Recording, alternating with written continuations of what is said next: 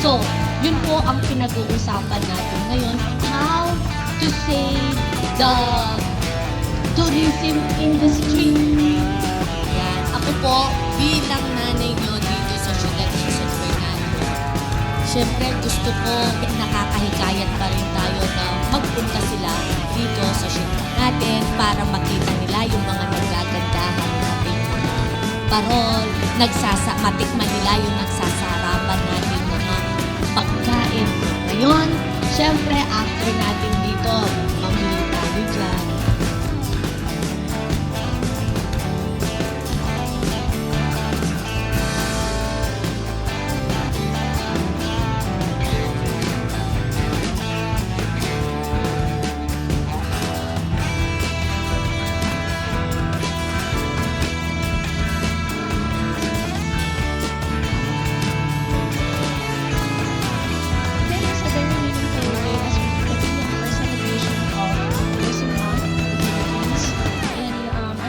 Of World Tourism Day on September 27.